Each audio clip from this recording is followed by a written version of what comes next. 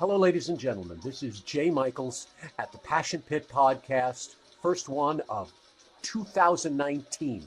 Now, it might not be snowing outside, but let me tell you, there's a flurry of arts and entertainment out there this month, starting the new year. I can't even tell you how many shows opening up in the first month of the year. We have New York Winterfest. We have Planet Connections. We have things at the ATA. Oh, so much going on. So enough of me, and let's get right to the interviews.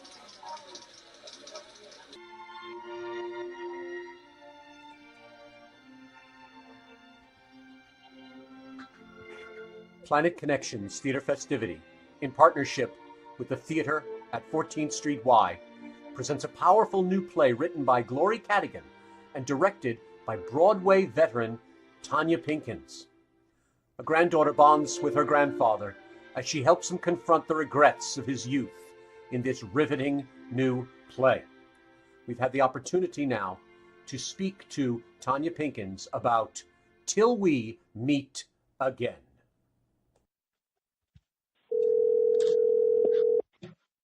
Hey, Jay. Hello, how are you? I'm good. How are you? Not bad. If I'm on the line, you're on the air. Oh, well, who am I on the air with? Just me. This is being recorded. Thanks to the miracle of editing, we just plug it right into the program. Editing. All right, we're on the air. There you go. To our listeners, this is Tonya Pinkins, who is a very popular name and very respected name within the arts, both in independent theater and commercial. It is a pleasure to have you on the phone. You are highly spoken of amongst people like Bob Ost and needless to say, Glory Kadigan. Tell our listeners about yourself. Well, I'm from Chicago, and I've been doing theater, for the last 40 years. I've been a professional actress. That's great. It's a shock, right? You suddenly hear a thing like 40 years and you go, "Oh my gosh!" And it shocks you for a minute. Time flies. Yeah. Well, it's been 40 years. I started doing industrial films and commercials for McDonald's and Coca-Cola in Chicago, and then I did my first play at the Goodman Theater when I was 16. The world premiere of Wale Soyinka's Death and the King's Horseman, and then that went to the Kennedy Center when I was in high school. Wow. And then I got my first Broadway show when I was in my freshman year over Christmas break. I was cast in Merrily We Roll Along with Hal Prince and Steve Sondheim. The original. You were in the original. The original Merrily We Roll Along. Oh my gosh, I'm now intimidated. Wow. Yeah, so I've done a few things. You were also on All My Children, yes? I was on All My Children, but before that, I was on As the World Turns as Heather Dalton, and I was one of the kids with Marissa Tomei, Julianne Moore, Steven Weber, and what was her name? Betsy. What was Betsy's name? She was married to Dennis Quaid. Why can't I think of her name right now? Oh my gosh. Actress. She was in Harry Met Sally. I'm drawing a blank. Meg Ryan. Yes. Meg Ryan. So me, Meg Ryan, Marissa Tomei, Julianne Moore, and Steven Weber were the kids on As the World Turns. Oh my gosh, that's amazing. And here you are. You are still navigating the shark-infested waters that is the American theater. Yes. And you are the project we're talking about now. You are directing Glory Kadigan's new play, Till We Meet Again. Yes, and excited to be. This is not your first foray into directing either.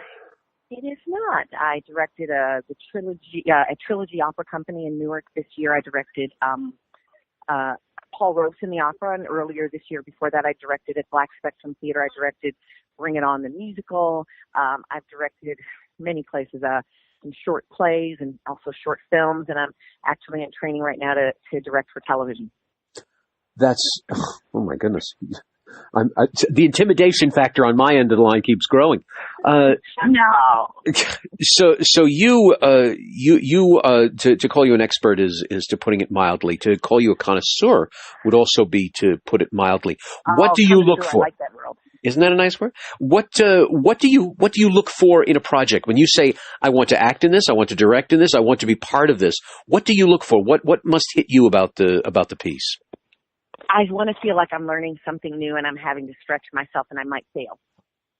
That's excellent. That's excellent. Well, that's right there. What do you feel you're learning from this play? What's the learning quotient within this one? It's not a traditional play. It's the journey that the audience has to go on has to be very carefully calibrated and directing the actors. And if I can succeed at it, it should leave our audience just and talking and thinking and wanting to come back again to see what they missed or how did they not catch that. So yeah, it's in the La Mama experimental style, but it's a thriller, it's comedy, it's a dramedy. It's got all that going on: history, feminism, the war. Yeah. What's it about? What's it about? You're tantalizing me even more. What's it about? Well, it's about all those things I just told you, but we find out about all those things through the lens of a family, where the mother, the matriarch, made choices that her daughter made very differently, and the granddaughter, of course, is looking between them and trying to figure out what to do. The father, who was a surgeon, is in the war, and he's confronting his regrets and memories of a woman he knew in the war who was also a very different kind of woman. Mm-hmm. And there is a man who is in search for a lost person in his life, and these people's paths cross and converge in funny and violent ways. Wow. Okay. This place sounds like it can span many demographics. Obviously, talking about the war, etc. Do you think everyone can come away with something for this? Is this something where the millennials will walk away educated, and yet an old fogey like me will also walk away transfixed from it? Do you think it touches every voice, every person? I think it's a play for all families, all ages. We have an 11-year-old who is. Maybe you might say the character who takes us through the entire play, the story of the play. And, and there's a lot of history because the little girl is learning and asking questions and writing reports and looking in the encyclopedia. So she's learning about the world that she lives in. And then the people in her family are sort of enacting aspects of the world and what causes war around her. That's very powerful. So not only are we seeing the documented, if you will, the historic levels in terms of war, we're seeing it very personally through the family's eyes. That's excellent. A lot of pieces are taking that flavor now. It's no longer about what we're reading in the encyclopedia alone. It's about what it did to our neighbor. We're seeing it, unfortunately, politically so much in the news. So this is really a powerful and very timely piece, which is great. Yeah. Let's one curveball thing for our listeners here.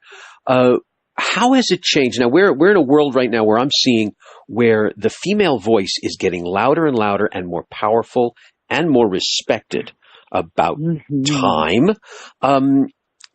What's it like to be a woman navigating the arts from the good old days to now? What have you seen in terms of changes, good and bad?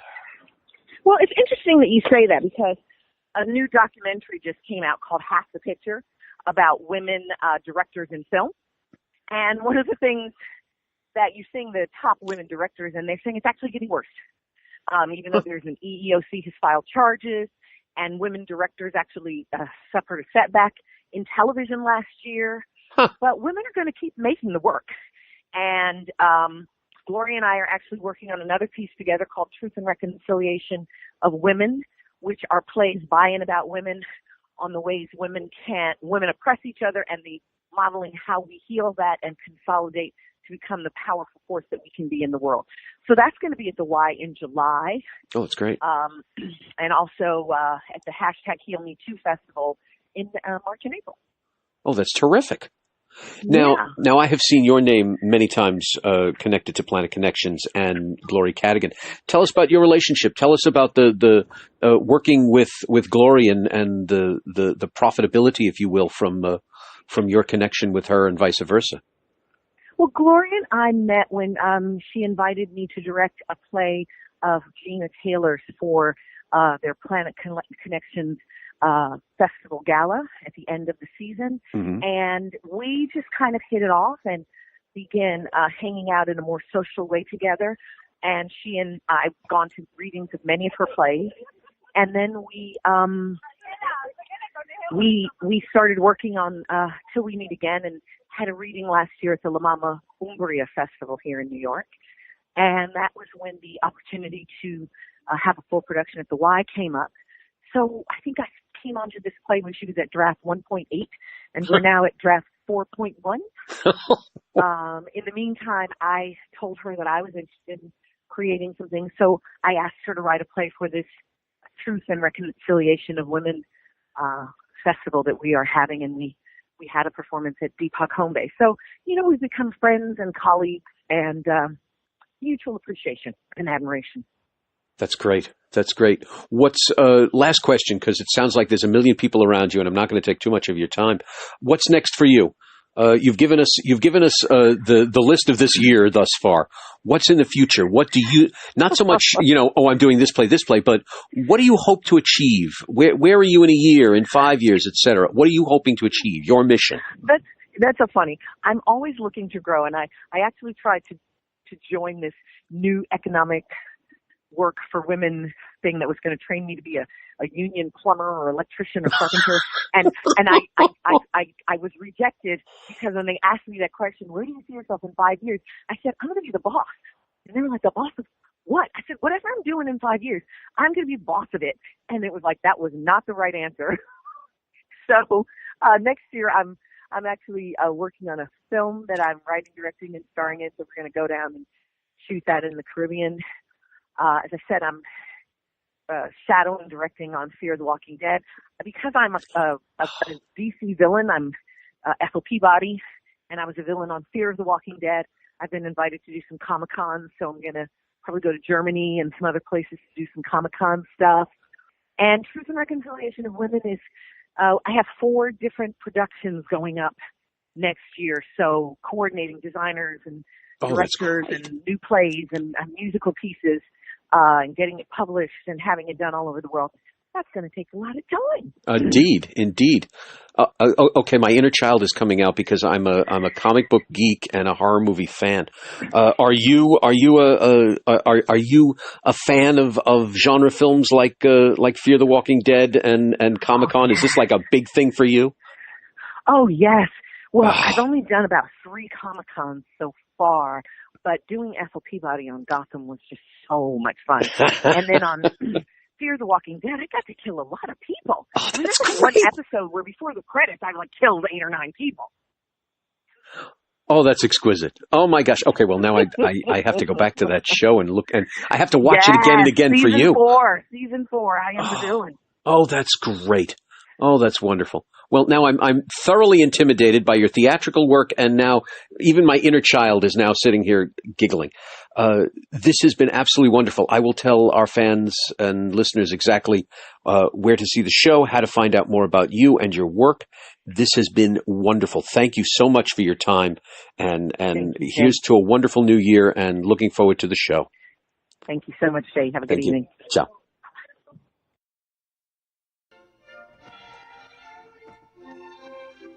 Thank you, Tonya.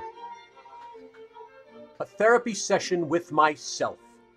This full-length, semi-autobiographical drama by playwright Anthony J. Piccione talks about the inner struggles of living with mental illness and Asperger's syndrome. It's premiering at the Hudson Guild Theater. And now we have an opportunity to speak to its playwright, Anthony J. Piccione.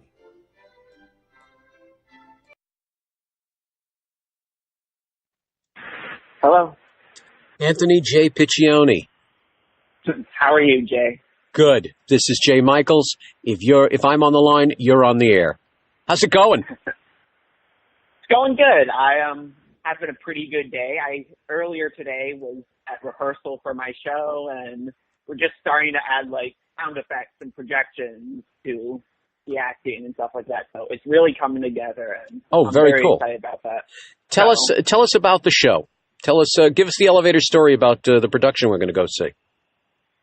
Of course. So A Therapy Session with Myself is a semi-autobiographical drama, and my first full-length play we produced in New York. I know I've had a ton of one-act produced over the past year or two, but this is my first proper evening of theater all to myself. So, That's great. And, yeah, it is. And it's about a young man suffering from social anxiety, depression, and Asperger's syndrome, all things that I've had to deal with in my own life. And it kind of focuses on real-life memories that were from my high school and college years. And it takes place the summer before the senior year of college of the character who's based on me. And he's in his apartment, and he gets a visit from a human incarnation of the second half of his inner consciousness. We call him, quote, you in the play. Wow.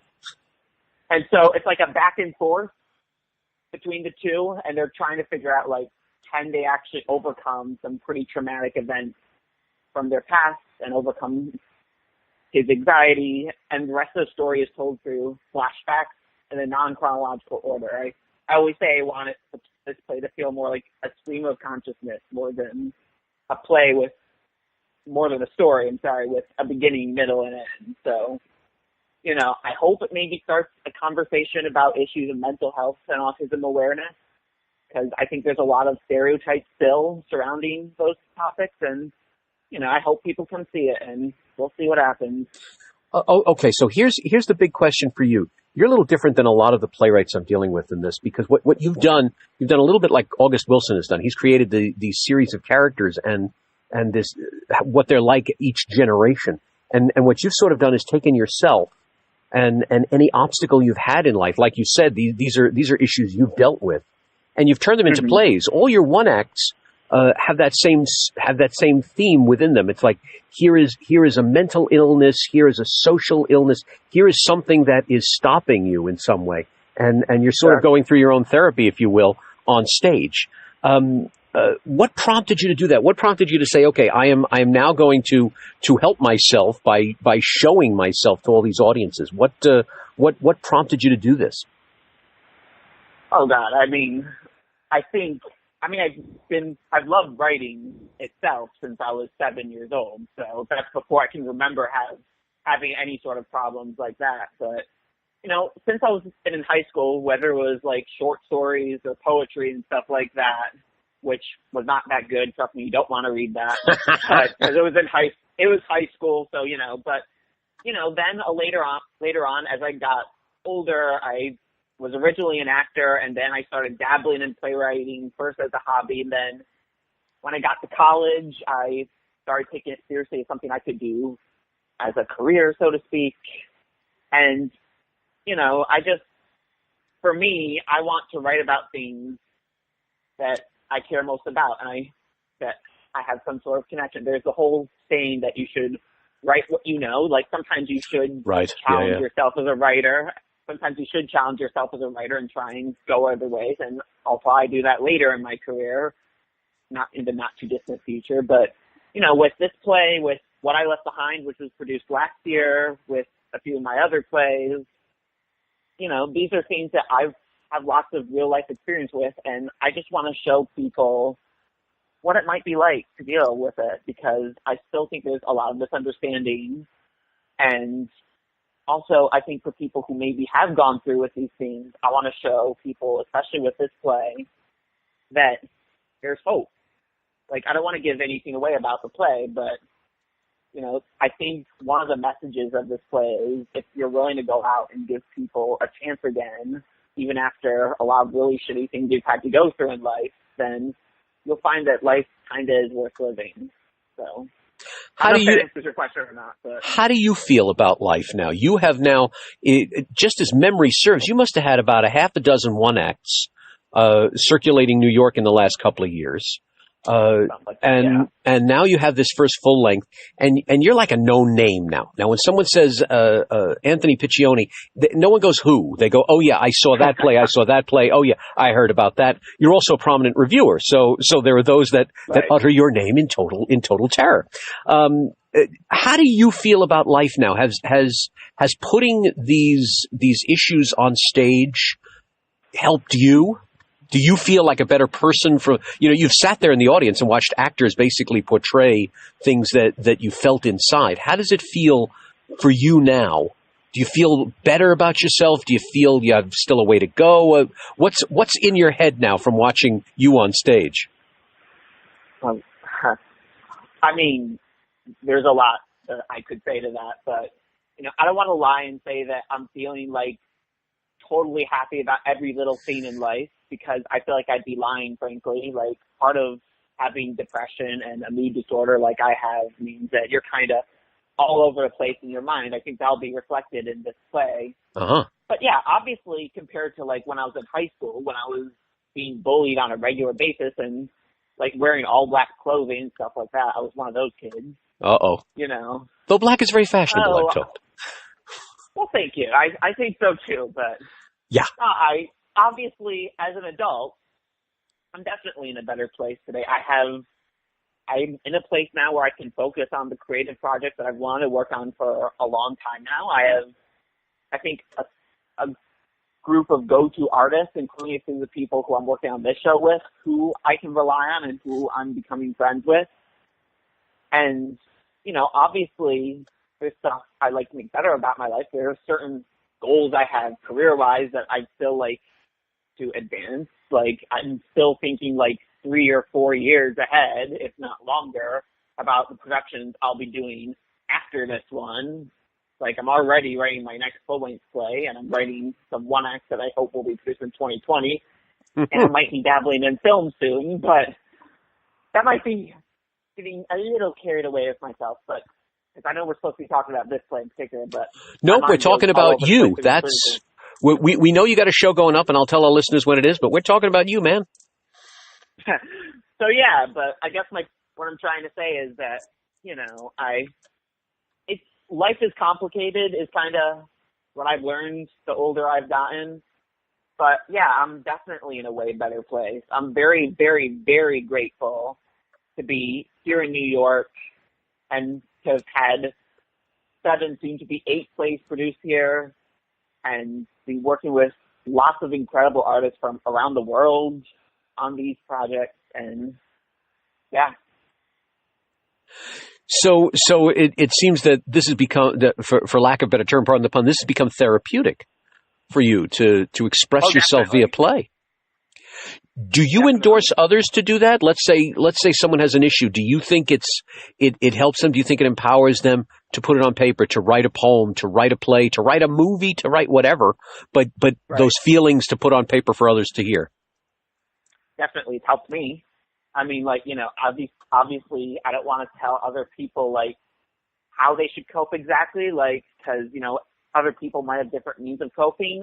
But, yeah, definitely, especially if you're in the arts, then it definitely helped me to write down what I've been thinking or feeling about certain topics, whether it was mental health issues I'm going through or, something I'm seeing in the news or the world or whatever, and, what I'm thinking and feeling about that. It's definitely a very cathartic thing, and it definitely helps me cope with lots of things. So, and I'm not the first artist to find a means of therapy through that. So, by any means, but I definitely won't be the last, I think. How about your audiences? We always hear these stories of people coming over and saying, the audience, this guy came to me and says I'm transformed. This woman says I'm crying. Have you had that same kind of thing? Have audience members come to you and say, thank you so much, I feel better about myself, or thank you for putting this out there for others to see? Have you touched audiences? I know your reviews are marvelous. So now, how has John Q. Public been about your plays? Well, some of them. With What I Left Behind, my one act last year, for those listeners who might not know what that is, there was definitely a big reaction to that. And that was a very powerful piece. That was about a suicide. That was about the aftermath of a suicide, yes?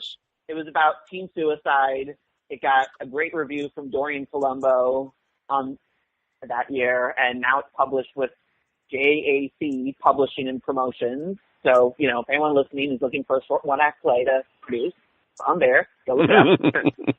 But, you know, that's one example. And, you know, there are others, too, like, of people who told me that they really loved my work. But that's probably one of the more memorable examples.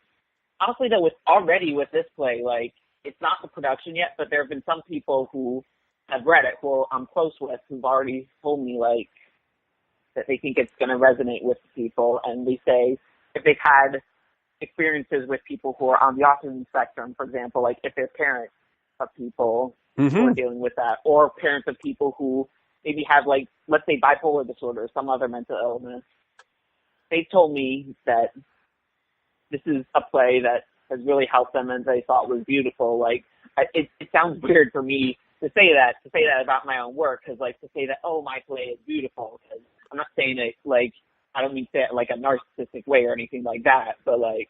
You're quoting, so there you go. So, yeah, I'm just saying, like, I'm just quoting or paraphrasing what other people have said. Like, I'm definitely quoting at least a few cases, but, you know, it's obviously very humbling to hear that, and, you know, I don't want to, like, jinx anything because we still have a world premiere coming up next month, and right. I hope everything goes great with that.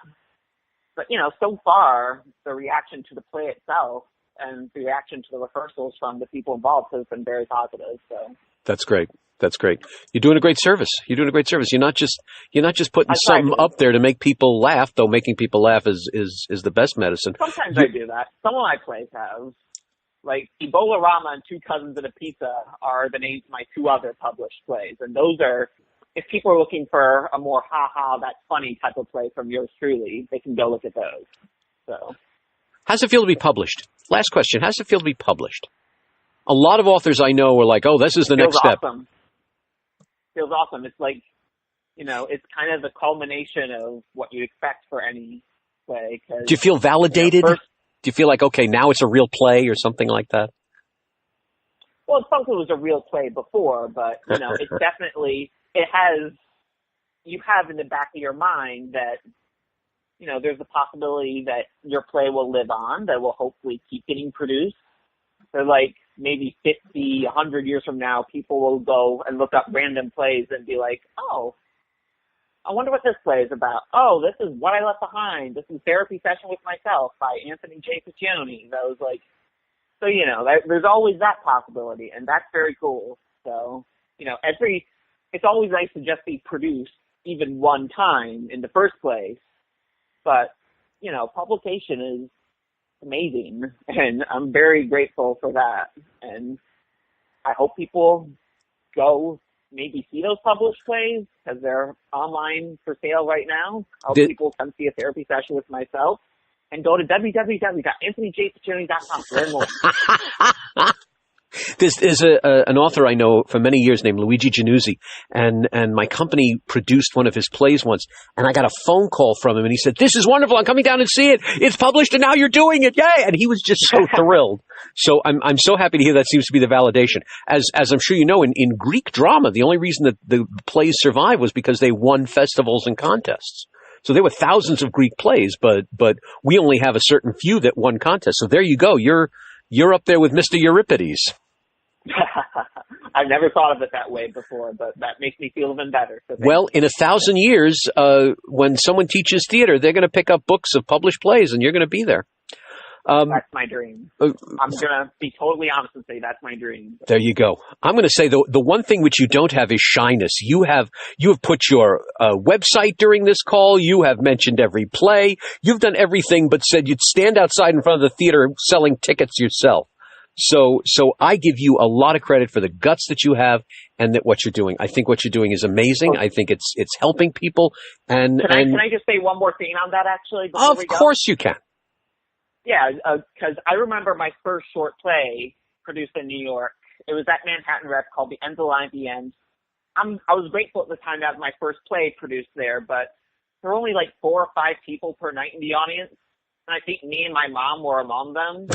And so So I have mixed feelings about that. But since then, I've made a vow to myself, like, I was never going to let that happen again. And, it's like, I think you'd be the first person out of anyone in the theater industry that I know of to say, like, don't be shy, promote your work all you can. So I've been trying to take that advice to heart, and hopefully we'll see how much it works come January. You have done it like a doctor. You scream your works to the highest rafter. That alone should be an example to every young playwright out there. Anthony, thank you so much. It was wonderful speaking to you. I look forward to the show. I look forward to your next show and the next 50 shows that you're going to do. Thank you, Jay. And I hope you and Mary have a happy holiday and a happy new year. Thank you. Same to you. Enjoy the holiday. Enjoy some rest, and then give them hell in January. Thank you. Nice talking to you, Jay. Thanks, pal. I'll talk to you soon. Ciao. See you. Bye.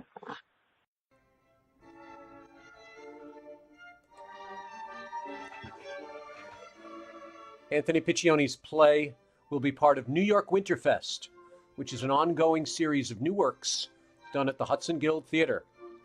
And when it's not winter, there's the New York Summerfest. And we'll talk about that when the weather gets warmer. Further at the Winterfest, we have 2 more entries to chat with. One is Max Perri. He'll be on the line shortly. And next week, we will chat with Jan Ewing about his play, Nursery Rhymes.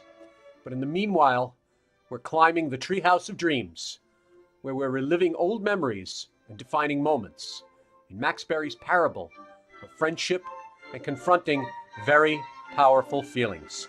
His play opens Monday, January 7, right on top of us. So enough of me. Let's hear from Max.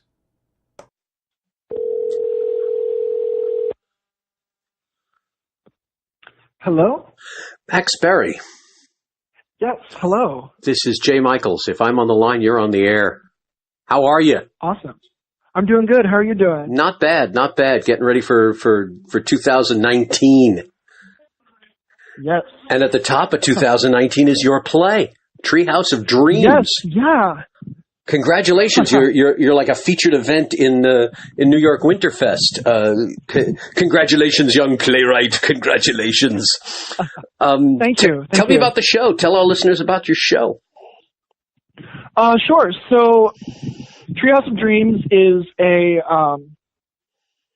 it's a show that centers a lot around these 3 friends, Winston, Scout, and Mark, and in the classic vein of teenage friend groups, Mark and Scout have been dating for years, and then Winston has always been in love with Scout.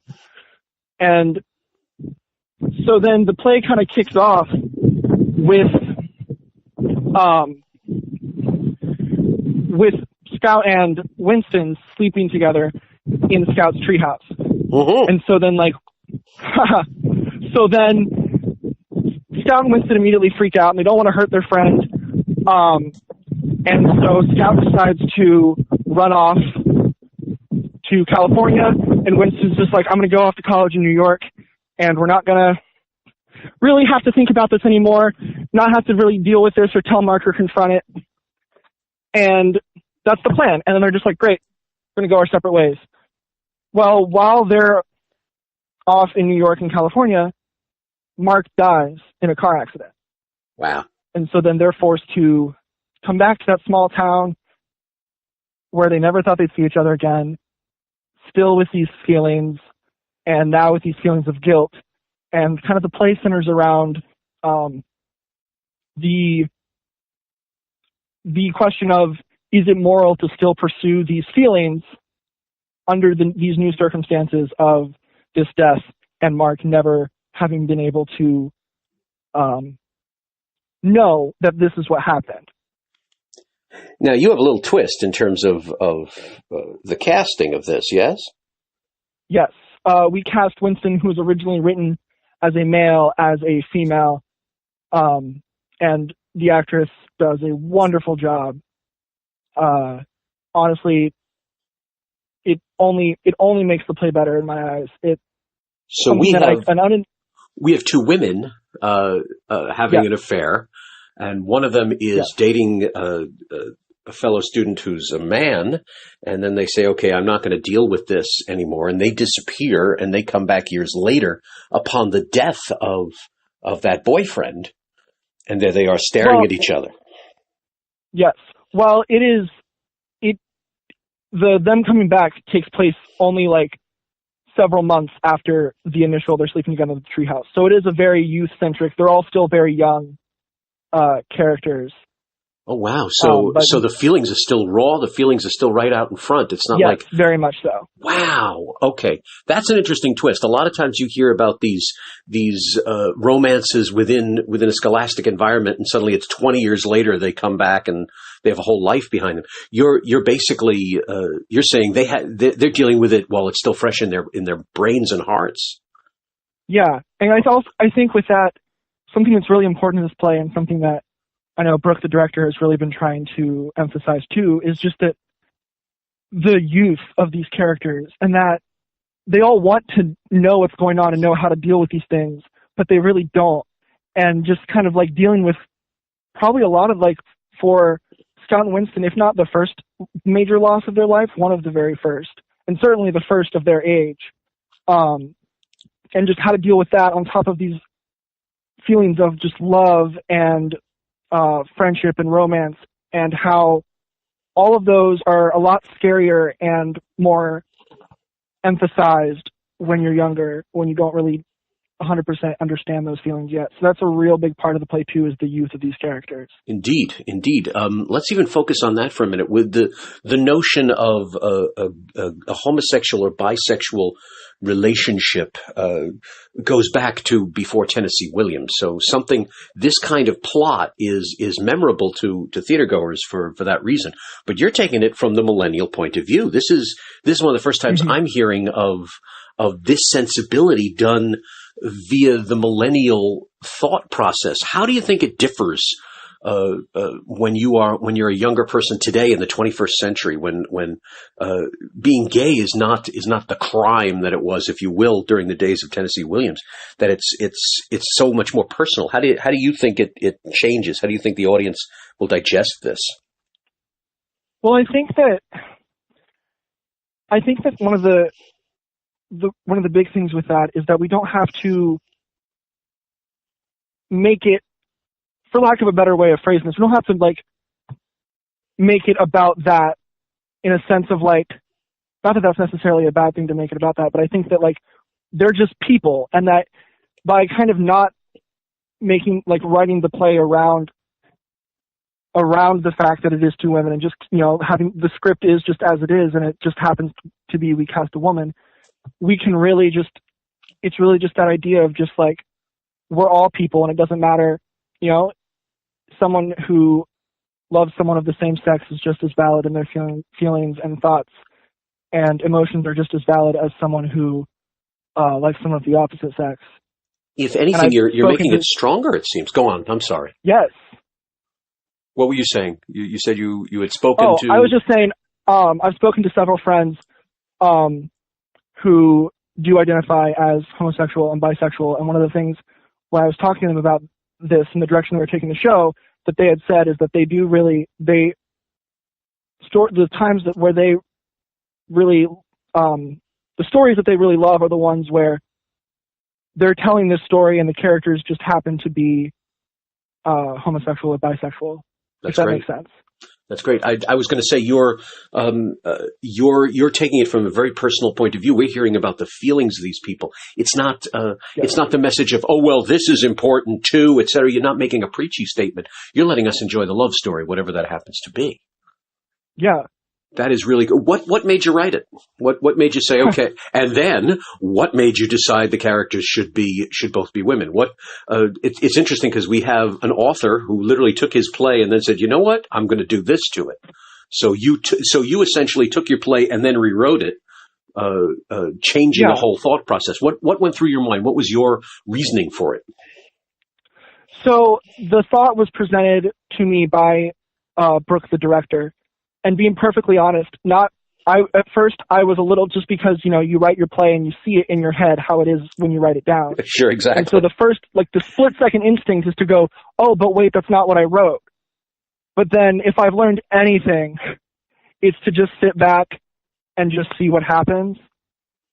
And the more I thought about it, I was like, no, this is what this will only help the story. This and the kind of relationships that then are being created are, like you said, from such a millennial perspective by casting Winston as female. Something, unintentional side effect that I noticed that I loved that happened from the casting was that with Winston and Mark, we are now seeing a totally platonic male-female relationship. Mm-hmm. That is this best friend relationship that I identify very strongly with, because I have several very, very close, totally platonic female friends.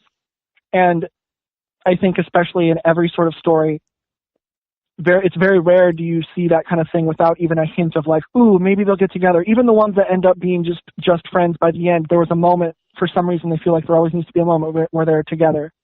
And so I think for me it was just it was just like kind of sitting back and just letting the play become what it needed to become, and just hearing thoughts and ideas from people and actors and things, and just being like, you know what? Yeah, this is the story that I'm telling. This is the story that I want to tell. And I think that we're through casting Winston how he did, I think we're definitely telling that story. Now you're very open. You've written a piece, and it has since changed, and you're very open to this, which is amazing. Do you think this is a new way that playwrights are thinking? Because I'm sorry, I got boots that aren't even millennial, that are older than that. So I come from the world where an author is going to say, no, this is what I wrote, you can't change it. Do you think this is what you're saying is sort of like, are you being progressive? I have an expression. Are you an accidental genius or a genius on purpose? Are you creating the concept that a play is that much more of a parable, that these are the words, but the words must be able to change even immediately to get a message across? Do you think that's a new way of thinking, that plays could be so organic? I definitely think that a play could be that way. I think that I certainly, I'm going to go and after these performances of Treehouse and sit down and be like, okay, well, from these performances and from what I saw, what now can I add to the script, or how can I adjust things? I think that I'm experimenting with and still learning. Because it's a very fine line for me. When the line between allowing for art to happen and standing up for a certain part of one's work. I think so far that I've done a pretty good job of determining which is which. I have yet to have a situation where I have to say, no, I think this needs to stay as it is. Because usually the people that I'm working with are so smart and are so, like, they want the piece to work and to be as good as it can be. And so usually when I am getting these kind of suggestions and feedback from people, it's never just like a quick thing. Those things that we discuss and talk about. And I think that's one of the amazing things about playwriting that differentiates it from like a novel. Once you write a novel and you're done with the novel and you publish the novel, it is done. Sure, they release like special editions, like 10th anniversary edition, but for the most part, it is done. That is what it is. A play, you write it and like it needs to be performed. So inevitably there's going to be things that are going to change and evolve from the moment the script is done in air quotes, to the moment where it is performed. There was a guy, I think it was the book writer for the musical Allegiance, came in to speak to my college, and I asked him, I was like, because you have this whole process and this whole Broadway run, when did you feel like the script was done? And he just said, well, to be honest, I don't think I ever felt like the script was completely done. There just got to be a certain point where we're doing a Broadway performance and you kind of have to, for the time being, just be like, this is the version that is going to be up at this point. And so I think that exploration for me is my favorite part of the whole process. There's a great story, Rodgers and Hammerstein, when they were doing King and I. Now, this is going back already, 60, 70 years.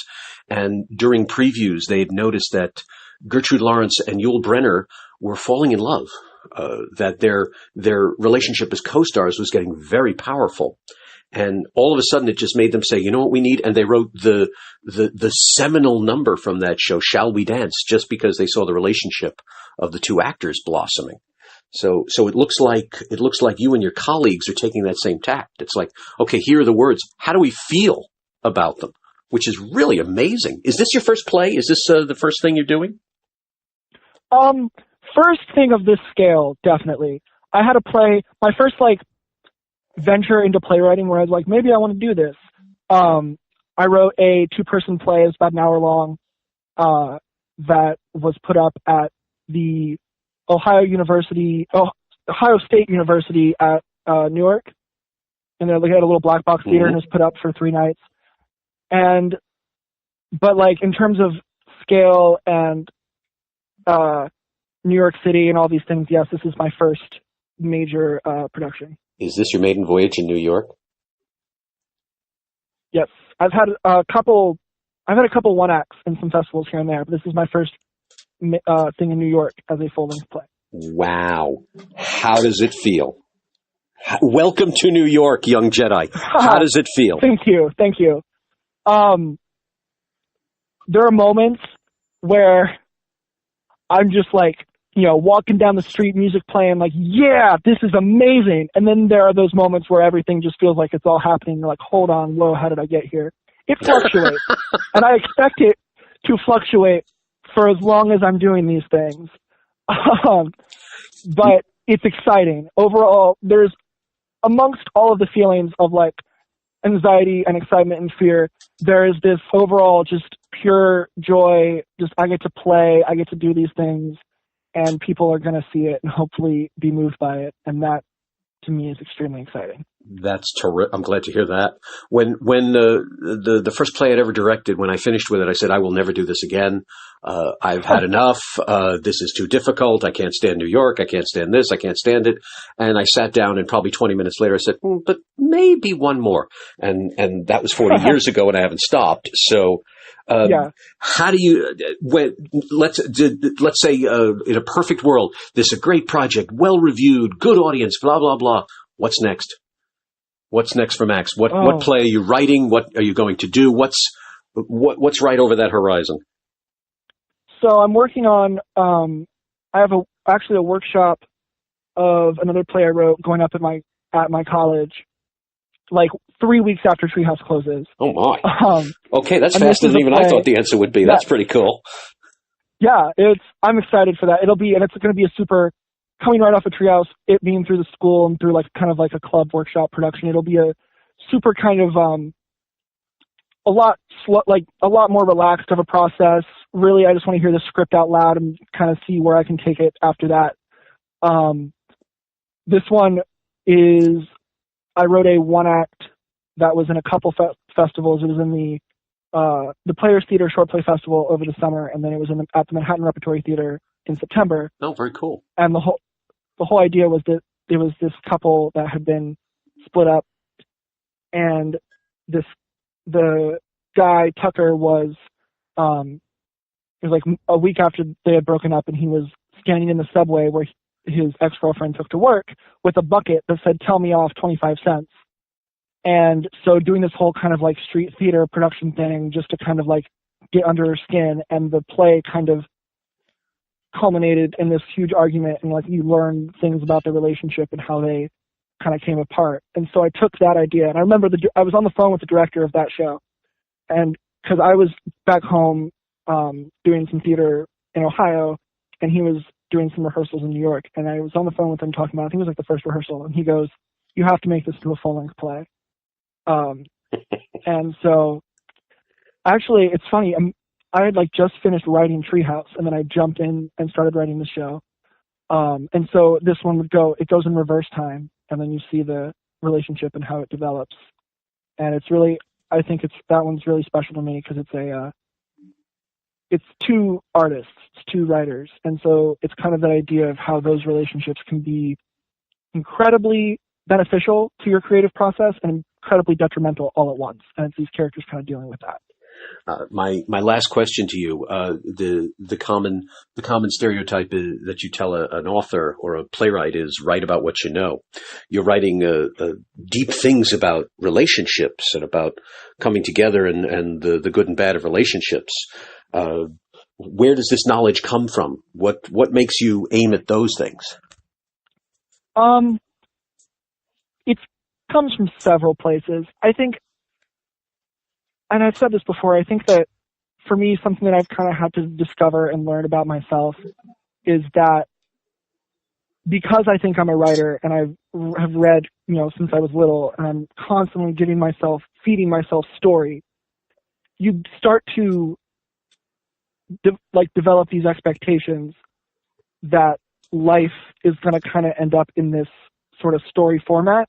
And if you see little things looking similar or mirroring how like a typical story, especially like a romance story or whatever would go, you start to get these expectations. And when those inevitably don't come true because it's life and not this story, there's a lot of disappointment, a lot of confusion and things that I've had to kind of deal with and confront to learn this lesson. And so I think that in any other story, if this was being told from that kind of typical story perspective, Scout and Winston getting together would be the big ending, the main happy ending of the story. Would be the two of them coming together and like, oh, we loved each other all along. End. Or Winston going off when she goes off to college. And like, oh, now I'm moving on with my life. End. With this story, it kind of is in like an in-between limbo place. And I think that that's where, for me at least, a lot of the more interesting stories happen, is in between what we expect a story to be. And that even those happy endings that seem happy in a moment, there's life after that. And that like happy endings, and it sounds kind of depressing if you look at it a certain way, but happy endings are temporary, just like unhappy endings are temporary. And so I think that like with this play, and with a lot of the stuff I write, this is just something that comes up in a lot of different ways. Just kind of knowing and bringing awareness to the fact that like life isn't a story, and a story is only like a piece of life, and it's really like a bunch of stories that intersect each other. And that's, and that shouldn't, and that should not be seen as a negative thing, but as actually a really beautiful thing. Wow. If we just kind of stop expecting this sort of perfect cookie cutter story. You are wise beyond your years.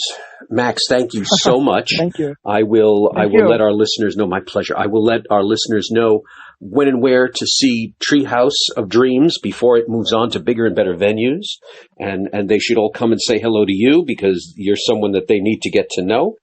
And we look forward to this and several other projects with your name on it coming up. Thank you so much, and have a joyous new year, and here's to a great opening night.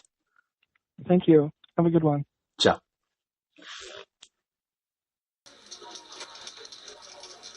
Ladies and gentlemen, thank you for joining me in this very, very busy top of the new year 2019. Next week, we'll be chatting with Jan Ewing and a host of others regarding their plays opening up, setting 2019 to be a spectacular year for independent theater and independent film. Thanks again. Mary is not with me this week because she's preparing her own entry for 2019. Wait till you hear about I'm So High, her new cabaret extolling the virtues of, are you ready for this? Cannabis. That's right. Until it's legal, let's sing about it. Thank you all very much. Have a joyous start of the year, and we'll see you next week.